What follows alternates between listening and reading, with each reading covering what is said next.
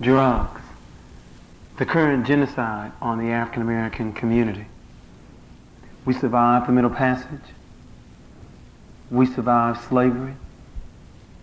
But this current onslaught, drugs, and its combination with AIDS has now created a genocidal effect on the African American community. Let me just make sure that we understand that in terms of AIDS, there are 50 million people in the world with AIDS. 30 million of them live in Africa. Our whole workshop could be on AIDS, not on drugs. Isn't it interesting? Africa, 30 million people with AIDS. Very little homosexuality in Africa. Very little drugs in Africa. Maybe it came from the World Health Organization. Got dropped off via smallpox and polio vaccine. There are 2 million Americans that have AIDS, and 800,000 of them are people of color, primarily from the African American and Hispanic American community. 43% of the people with AIDS in the black community received it from drugs. Only 12% from homosexuality. While in the white community, it was 32% from drugs and 68% from homosexuality. So as you can see, in the African American community, you receive AIDS much greater through drugs than homosexuality, 43 to 12. While in the white community, it's 68 homosexuality to 32% drugs.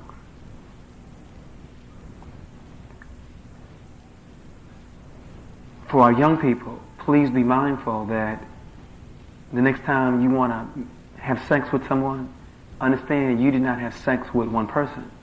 You had sex with the person's history. That you might have been sleeping with 625 people. I know there's old Jawans, I know I wasn't sleeping with 625 people. I don't know about that. You see, you sleep with more than a person. You sleep with someone's history. That one person that you thought you slept with last night might have been sleeping with 5 other people. Those 5 people might have also slept with 5 other people. Now you're sleeping with 25 people. Those 25 times 5, now it's 125 people. That 125 times 5, 625 people. So the next time you want to go to bed with someone that's not your husband or your wife, you need to begin to ask for some resumes, some letters of references, and to begin to do some checks to find out if everything is above order. 1 of every 10 babies born in the African American community in large urban areas is born on cocaine. 1 of every 10 babies born in the African American community in large urban areas is born on cocaine. It is a $150 billion industry.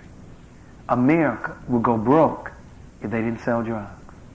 There are 20 million users in America, 4 million in the African American community.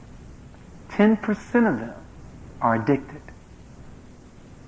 60% of the inmates in jail right now are in jail because of drug-related crimes. You cannot build prisons fast enough to deal with the drug problem. Do you know anyone who's a teenager,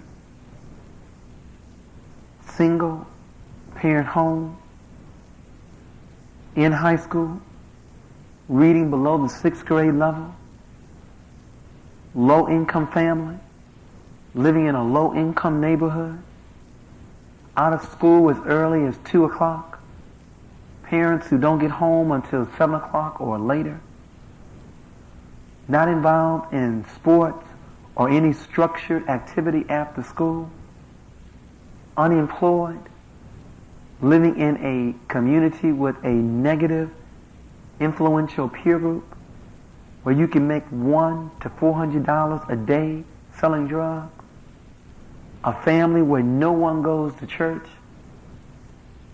If you do, then those people are at risk. And as you can see, we have a lot of people in our community at risk. Teenagers, single parent home, out of school as early as 2 o'clock, parent not home until 7 or later, no sports or structured activity, unemployed, negative peer pressure, plenty of money to be made selling drugs, no one goes to church. We have a lot of people at risk. And we can do something about that. You see, if you're at risk because you don't read beyond a 6th grade level, because of low academic achievement, one of the things that we can do is increase tutorial and other academic programs in our community. They can increase the reading and academic achievement levels of our students and reduce them from being at risk.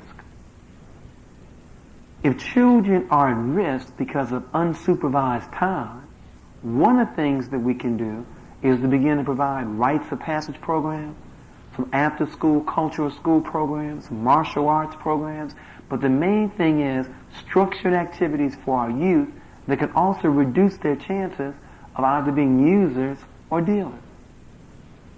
This way we can reduce negative peer pressure with positive peer pressure. See, they'll still be together as a group, but now they're going to be involved in rites of passage and cultural kinds of things versus simply hanging on a corner and getting involved in negative behavior. If children are at risk because they know very few adults who work, who earn $100 to $400 a week, then what we need to begin to do is expose them to role models. It is very difficult being an engineer if you have not seen an engineer. Do you know we have children that live in housing projects where no one works, lives in a family where no one works, lives on a block where no one works, and those that do make very little money? We need to expose our children to role models who earn a very reasonable salary, but do it through a legal means. We can reduce our children being at risk when we create jobs for our children. You know, it's sad to say this, but in many of our communities, our children believe their options are limited to McDonald's, the military, and selling drugs. As much as I hate drug dealers, at least drug dealers create jobs in our community. I respect them more than I do the black middle class that works downtown for somebody else.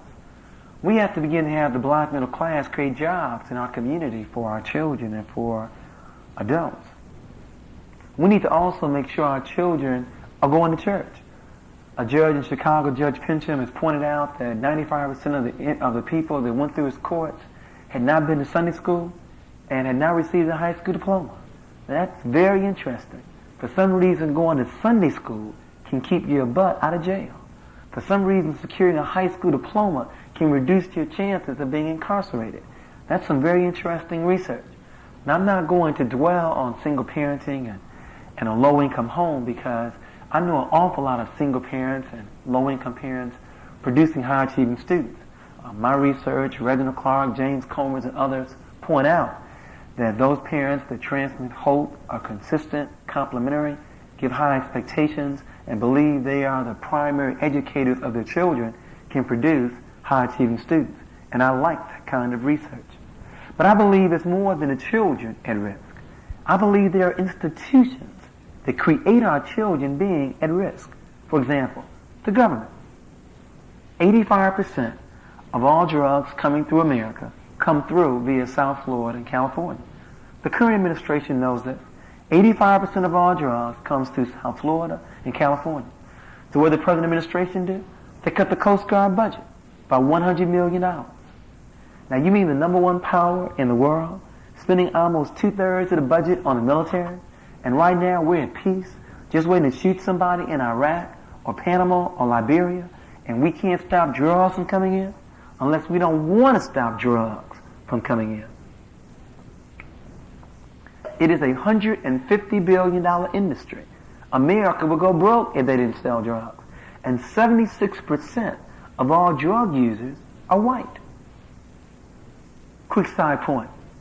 You know, you would think when you watch drug specials on television, the drugs are only in the African American and the Hispanic American community. And yet in actuality, 76% of all drug users are white. So it reminds me of welfare. There are 35 million people living on welfare. 12 million are black and Hispanic. The other 23 million are white. Now you tell me who's living on welfare, and you tell me who's consuming drugs. There are more drugs being consumed on Wall Street and on Broadway and by pilots and train conductors than people in South Bronx. And so we need to tell the story accurately. But the major point here is that I believe our governmental policy is at risk when we don't want to use our military and our Coastal Guard to stop drugs coming in at the door on the supply side. Secondly, I believe our policy is at risk when we allocate $2,300 to send someone to Head Start and $18,000 to $38,000 to send someone to prison. Now remember, when you raise the right questions, you get the right answers. Let's raise the right questions. How long do you stay in Head Start? Year? 2 years at the most? How long do you stay in prison? 10, 20, life? Question number one. Question number two, which one works? A longitudinal study in Ypsilanti, Michigan documents that Head Start works. But 85% of the inmates that get released go right back in. You not only stay in prison longer, it doesn't work. So again, as Jesse Jackson says, you have two choices. You can either send me to Penn State or to State Penn. What did this country do?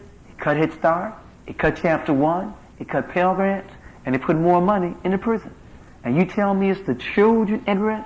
I believe this governmental policy is at risk. I believe the schools are at risk when they give children low expectations and when they track students. You know how schools love dividing children by ability groups, where you have the advanced placement and honors, regular and basic, the highest reading class, the middle reading class, the lowest reading group, where you have special ed and gifted and talented and magnet schools.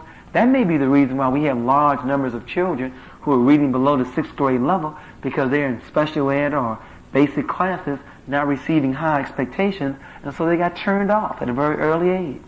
And I also believe that our policy is at risk when we as a country are allocating over 50% of our budget to the military, and in the last crisis in Iraq, where it was actually Japan and Western Europe that was more dependent on the oil than America, and yet America was the policeman of the world because Japan and Western Europe, because of their governmental policy, only allocate a small percentage of their budget to the military, and that may be the reason why they then are able to allocate more money for education, for retraining, for cultural and other kinds of programs versus what's going on in America. And I also believe the media plays a role here, especially as it relates to advertising. Remember, we're only 12% of the population. We only earn 6% of the income. But 37% of the advertising budget as it relates to alcohol and the cigarette industry is spent in the African American community. Now they must know something that we do not know, that even though we only earn 6% of the income, we also buy 38% of the cigarettes, and we buy 39% of the alcohol. And then we naively think that we do what we want to do. That I smoke because I want to smoke. That I drink because I want to drink. I put an earring in my ear because I want to put an earring in my ear. How naive we are. We do what advertising wants us to do. And right now, we are spending an awful lot of money on cigarettes and alcohol. And I want to reinforce this because many of us think that this workshop is only about hard drugs. And we think that we're clean smoking cigarettes and alcohol. Please be mindful. 1/3 of all families suffer some form of drug abuse. And alcohol is a drug. Last year in America, 329,000 people died of lung cancer. 100,000 people died of alcohol consumption. 6,000 people died of hard drugs. We have got to understand that nicotine is a drug, that alcohol is a drug, and it needs to be monitored. But I want to spend the majority of my time looking at solutions. And we've got to begin to address this current genocide going on in our community. The first way we need to deal with it is at the door, on the supply side. We need to increase the amount of money and attention in our Coastal Guard and our military to catch drugs at the door.